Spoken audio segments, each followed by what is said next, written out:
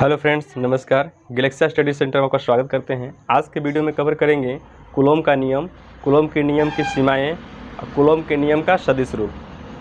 चलिए आइए देखते हैं। सबसे पहला कूलॉम का नियम के बारे में समझते हैं। तो कूलॉम जो थे वो क्या किए कि किसी भी निकाय में या किसी भी वस्तु पर स्थिर आवेश, दो स्थिर बिंदु आवेश, जैसे यहाँ पर Q1 है, यहाँ पर क्या है Q2, तो ये दोनों आवेशों के बीच जो बल काम करता है, या तो आकर्षण बल या तो प्रतिकर्षण बल काम करता है। ठीक है, तो ये दो बल काम करता है। ये बल को प्राप्त करने के लिए एक नियम प्रतिपादित किए जिसे बोलते हैं कूलॉम का नियम। अब इस नियम के आधार पर किस तरह से, किस फार्मूला के माध्यम से हम बल निकालते हैं, या आकर्षण बल या प्रतिकर्षण बल, उसके लिए फार्मूला हम ड्राइव करेंगे। राइट, चलिए देखते हैं। सबसे पहले उन्होंने पहला स्टेटमेंट क्या बोले थे, कूलॉम ने पहला स्टेटमेंट बोले थे, इन्हीं दो बिंदु आवेशों के बीच लगने वाला आकर्षण या प्रतिकर्षण जो बल होता है, ठीक है, ये उन दोनों आवेशों के गुणनफल के, दोनों आवेशों का गुणनफल क्या होता है, समानुपाती होता है। ठीक है, इसके बाद दूसरा स्टेटमेंट क्या बोले थे कि ये दो आवेश जो है, मान लीजिए कि r दूरी पर स्थित रहता है, इन दोनों आवेशों के बीच जो बल लगता है F, ये इन्वर्सली प्रोपोर्शनल होता है इनके बीच के दूरी के वर्ग के। ठीक है, इन्वर्सली प्रोपोर्शनल है इनके बीच का जो दूरी है उसके वर्ग के। ठीक है, इसको मानते हैं इक्वेशन सेकेंड। यदि इक्वेशन फर्स्ट और सेकेंड को मिलाया जाए फ्रेंड्स, यहाँ पर क्या मिलता है, लिखेंगे समीकरण 1 और 2 से। 1 और 2 से क्या मिलता है कि F directly proportional Q1 into Q2 by R²। ठीक है, इसके बाद देखिएगा यहाँ से F is equal to proportional sign हटने के बाद एक कांस्टेंट वैल्यू K आता है, इसके बाद Q1 into Q2 by R²। ठीक है, अब यहाँ से K का वैल्यू समझेंगे, K का वैल्यू होता क्या है। ठीक है, किस किस मीडियम में K का वैल्यू किस तरह से डिपेंड करता है, इसके बारे में पूरी डिटेल से समझेंगे। आइए देखते हैं। तो सबसे पहले हम जानते हैं कि K क्या है, एक नियतांक है। K क्या है फ्रेंड्स, तो एक नियतांक है। नियतांक का, ठीक है, तो ये नियतांक किस मीडियम के लिए होता है, तो ये नियतांक होता है सिर्फ निर्वात के लिए। ठीक है, यदि निर्वात मीडियम लेते हैं तो उसके लिए कांस्टेंट वैल्यू K जो होता है ये फिक्स लिया गया है, लेकिन यदि मीडियम चेंज होता है तो उसके हिसाब से K का वैल्यू चेंज हो जाता है। चलिए यहाँ पर देखते हैं, K इक्वल टू होता है 1/4 पाई एप्सिलॉन। ठीक है, 1/4 पाई एप्सिलॉन। एप्सिलॉन क्या है, विद्युतशीलता। विद्युतशीलता, अब विद्युतशीलता ये बताता है कि डिफरेंट मटेरियल में, विद्युतशीलता ये बताता है कि डिफरेंट मीडियम में आकर्षण और प्रतिकर्षण बल का जो अनुभव होगा वो डिफरेंट होगा। ठीक है, अलग अलग टाइप का होगा। तो यदि यहाँ पर देखते हैं कि एप्सिलॉन होता क्या है, एप्सिलॉन जो होता है एक्चुअल में epsilon not into epsilon R का गुणनफल होता है। ठीक है, epsilon not into epsilon R का गुणनफल होता है क्या, एप्सिलॉन। तो यहाँ से एप्सिलॉन आर क्या है, एप्सिलॉन आर है परावैद्युतांक। परावैद्युतांक, ठीक है, परावैद्युतांक बतलाता है कि कौन सा मीडियम हम यूज़ कर रहे हैं। जैसे अगर हम माध्यम अगर यूज़ करेंगे निर्वात, तो उसका परावैद्युतांक निर्वात हो जाएगा, जिसका वैल्यू अलग अलग होता है। ठीक है, और जिसका यदि मान लीजिए कोई हम माध्यम यूज़ करते हैं धातु, तो उसका परावैद्युतांक अलग होगा। यदि हम जल यूज़ करते हैं तो उसके लिए अलग होगा। तो यहाँ पर देखा जाए कि परावैद्युतांक एप्सिलॉन आर का जो वैल्यू है वो 1 होता है। किस केस में, तो ये निर्वात के केस में होता है, जब हम मीडियम क्या लेते हैं तो निर्वात। ठीक है, अब एप्सिलॉन आर का वैल्यू होता है इनफाइनाइट। धातु के लिए, कोई भी धातु के लिए एप्सिलॉन आर का वैल्यू क्या होगा, इनफाइनाइट होगा। एप्सिलॉन आर का जो वैल्यू होता है 81 होता है, जब मीडियम हम क्या लें, जल लें। ठीक है, इस प्रकार डिफरेंट टाइप्स ऑफ मीडियम में, ठीक है, भिन्न भिन्न प्रकार के माध्यम में आकर्षण और प्रतिकर्षण बल का अनुभव होगा, वो भिन्न भिन्न होगा। ठीक है, तो अब यदि देखते हैं,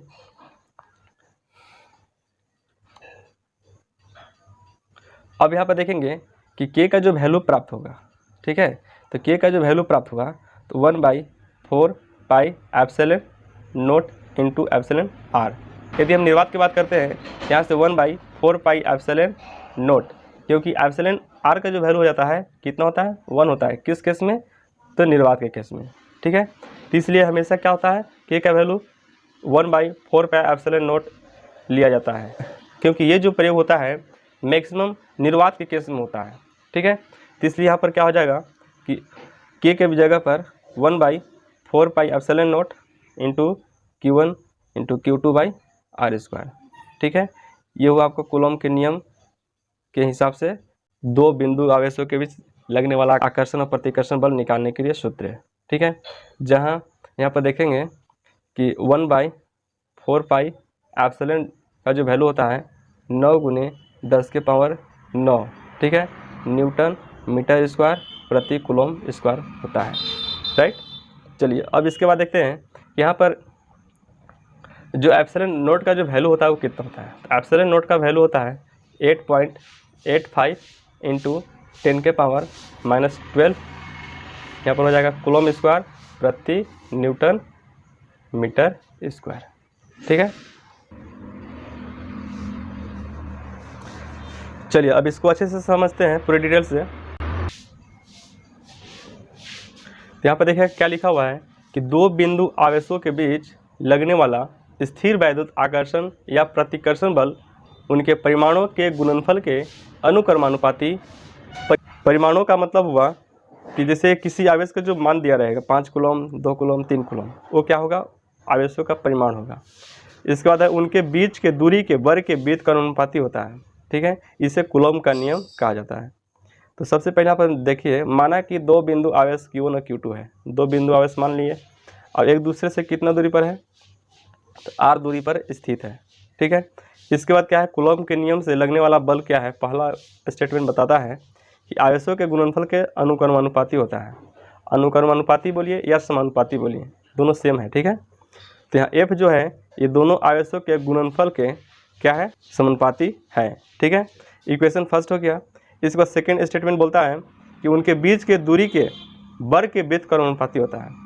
इनके जो बीच का जो दूरी है r, इसका वर्ग के बीच का अनुपाती होता है। ठीक है, तो इक्वेशन फर्स्ट और सेकेंड को मिलाया जाए, यहाँ पर क्या है, F = Q1 × Q2/r², F = K Q1 × Q2/r², जहाँ K क्या है 1/4πε0, ये निर्वात के लिए यूज़ किया गया है, जिसका वैल्यू 9 × 10⁻⁹ न्यूटन मीटर स्क्वायर पर कूलॉम स्क्वायर होता है। ठीक है, यहाँ पर इस एप्सिलॉन नोट का वैल्यू देखा जाए तो 8.85 × 10⁻⁻12 कूलॉम स्क्वायर प्रति न्यूटन मीटर स्क्वायर होता है। ठीक है, तो इस हिसाब से यहाँ पर F का जो फार्मूला बैठा, K के जगह पर 1/4πε0 Q1 Q2/r², ये हो गया कूलॉम के नियम से दो बिंदु आवेशों के बीच बल प्राप्त करने के लिए सूत्र। ठीक है, यहाँ पर नोट को समझेंगे फ्रेंड्स, क्या है कि एप्सिलॉन का जो वैल्यू होता है या तो 1 के बराबर होगा या तो 1 से बड़ा होगा, और इधर क्या लिखा हुआ है कि या तो इन्फिनाइट के बराबर होगा या तो इन्फिनाइट से क्या होगा, छोटा होगा। ठीक है, तो एप्सिलॉन नेट का वैल्यू जो है 1 से लेकर इन्फिनाइट के बीच या 1 और इन्फिनाइट हो सकता है। ठीक है, तो आइए इसके लिए एक ऑब्जेक्टिव टाइप प्रश्न है कि निम्न में से एप्सिलॉन का कौन सा मान संभव है। ठीक है, तो सबसे पहला है 0, जो कि संभव नहीं है, क्योंकि 1 और इन्फिनाइट के बिटवीन और या तो 1 और इन्फिनाइट हो सकता है। ठीक है, तो यहाँ पर -3 जो है, जो कि <1 है, ये भी संभव नहीं है। और 2/5 जो है, ये क्या है, ये भी <1 है, ये भी संभव नहीं है। 4/3 क्या है, >1 है, 1 से अधिक है, इसलिए क्या है, डी ऑप्शन सही होगा। राइट, चलिए इसके बाद देखते हैं अगला। कभी कभी प्रश्न क्या बोलता है फ्रेंड्स कि किसी माध्यम का परावैद्युतांक 40 है, तो इसका वैद्युशीलता क्या है। परावैद्युतांक दिया हुआ है जिसको बोलते हैं एप्सिलॉन r, दिया हुआ है कितना, तो 40। यहाँ से एप्सिलॉन का वैल्यू निकालना है, विद्युशीलता जो डिनोट करता है। ठीक है, तो यहाँ पे जानते हैं कि epsilon = epsilon note × epsilon r होता है। एप्सिलॉन नोट का वैल्यू पता है कि 8.85 × 10⁻⁻12 कूलॉम स्क्वायर प्रति न्यूटन मीटर स्क्वायर होता है। ठीक है, तो यहाँ से क्या करेंगे, इंटू एप्सिलॉन r का वैल्यू पुट करेंगे कितना, 40, इसके बाद मल्टीप्लाई करेंगे, तो 0 से मल्टीप्लाई करेंगे तो यहाँ पर 0 लिख देंगे, 4 से करेंगे तो 4 × 5 = 20 और 4 × 8 = 32 और 2 34 के 4, इसके बाद 4 × 8 = 32 और 3 35, यहाँ पर 2 अंक के बाद दशमलव बैठा देंगे, इंटू 10 के पावर कितना हो जाएगा, -12 कूलॉम स्क्वायर प्रति न्यूटन मीटर स्क्वायर।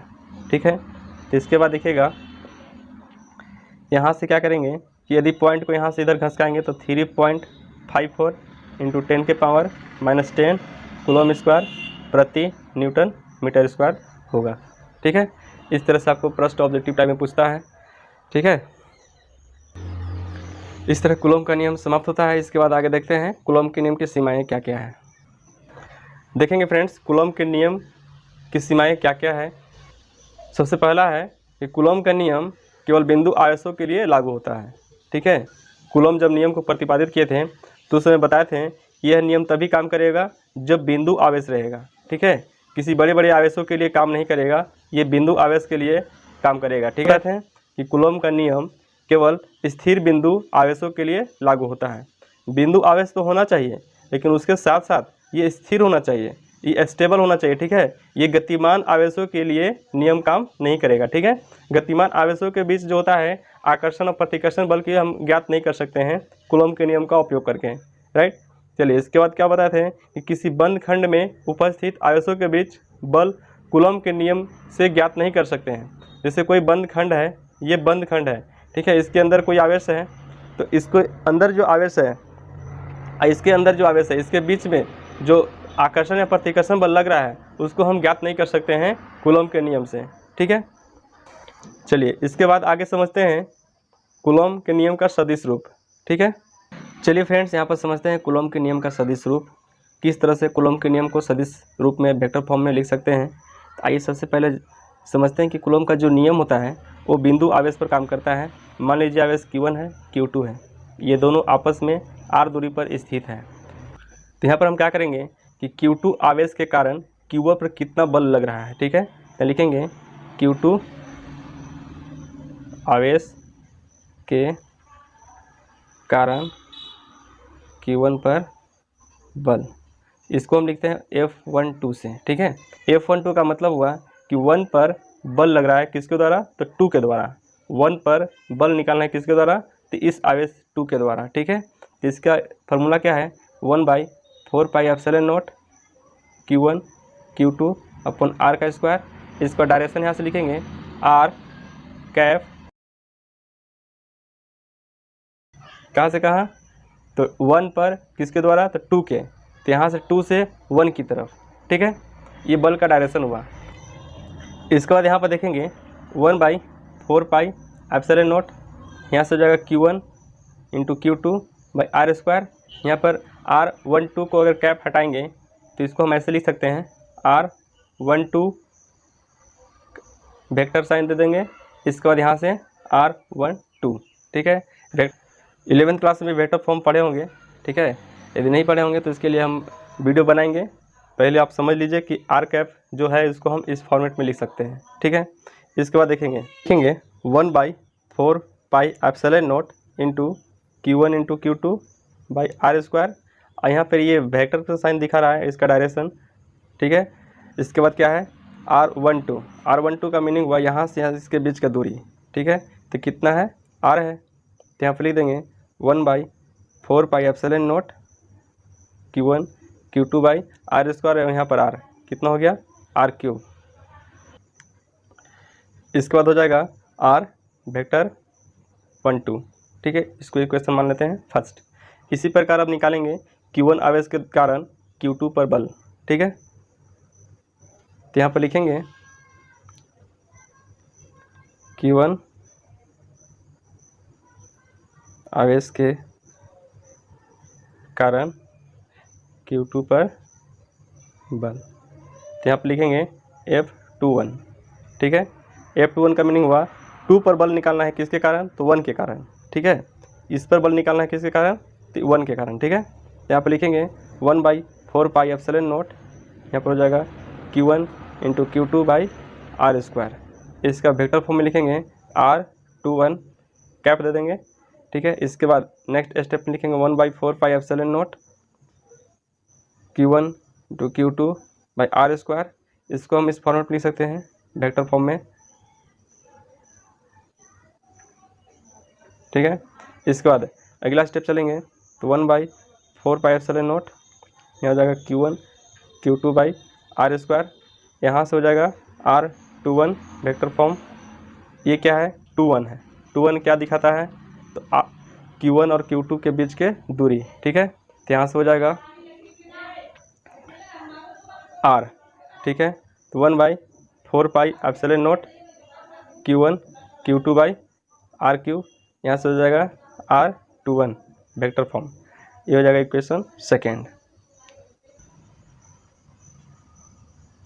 यहाँ पर इक्वेशन फर्स्ट और सेकेंड को देखेंगे तो फर्स्ट और सेकेंड में क्या है कि इसका डायरेक्शन का जो लिया हुआ है R12, इसका क्या है R21, केवल डायरेक्शन आपस में क्या है विपरीत है। यहाँ पर 2 से 1 की तरफ और यहाँ पर क्या है 1 से 2 की तरफ डायरेक्शन है। तो इसको हम ऐसे लिख सकते हैं कि R वेक्टर फॉर्म 21, ठीक है, equal to -R12 vector form, ठीक है। इसका मतलब हुआ कि दोनों Q1 और Q2 के बीच डायरेक्शन दिखा रहा है, लेकिन एक दिखा रहा है 1 से 2 की ओर, एक दिखा रहा है 2 से 1 की ओर। क्या है आपस में डायरेक्शन सिर्फ क्या है अपोजिट है, इसलिए यहाँ पर क्या दे दिए माइनस साइन दे दिए। तो इसके बाद देखिएगा ये जो समीकरण था ये किसके लिए था, तो यहाँ से F21 का, ठीक है। यहाँ पर ऐसे लिख सकते हैं F21 इक्वल टू 1/4πε0, यहाँ से हो जाएगा Q1 Q2/R², और यहाँ पर R21 के जगह पर लिख सकते हैं -R12, लिख सकते हैं -R12, ठीक है। इसके आगे देखेंगे कि यहाँ से यदि हम माइनस कॉमन ले लेते हैं तो -1/4πε0 Q1 Q2/R², सॉरी R3, यहाँ पर क्या है सॉरी R3 है। इसके बाद क्या है इंटू R21। तो इसके बाद यहाँ देखेंगे माइनस हो गया। ये जो फार्मूला आया है ये इक्वेशन फर्स्ट के लिए है। देखिएगा यहाँ पर इक्वेशन क्या है, फर्स्ट में जो वैल्यू है वही सेम है। तो फर्स्ट का जो फार्मूला निकला है ये किसका निकला है, F12 का निकला है, ठीक है। अब यहाँ पर समीकरण 1 से इसमें वैल्यू पुट कर देंगे तो समीकरण 1 में देखिएगा ये जो वैल्यू किसका निकला है F12 का निकला है, ठीक है। तो यहाँ पर लिख देंगे F12, इधर क्या है F21। तो इससे क्या प्रूफ होता है, तो ये जो बल लगता है ये परिमाण में बराबर होता है परंतु विपरीत होता है, ठीक है। ये न्यूटन के तीसरे नियम का पालन करता है, ठीक है। तो यहाँ पर आप लिख सकते हैं न्यूटन का तीसरा नियम का पालन करता है, ठीक है। क्योंकि ये परिमाण में क्या है, परिमाण में बराबर है लेकिन डायरेक्शन में क्या है विपरीत है, ठीक है। इस तरह से कूलॉम के नियम का सदिश रूप हो गया। आज का जो भी टॉपिक स्टडी हुआ है फ्रेंड्स, इसका PDF चाहते हैं तो नीचे डिस्क्रिप्शन में लिंक दिया हुआ है जिसका पासवर्ड है कैपिटल लेटर में गैलेक्सिया, ठीक है। इसके बाद मिलते हैं अगले टॉपिक लेकर। Thank you.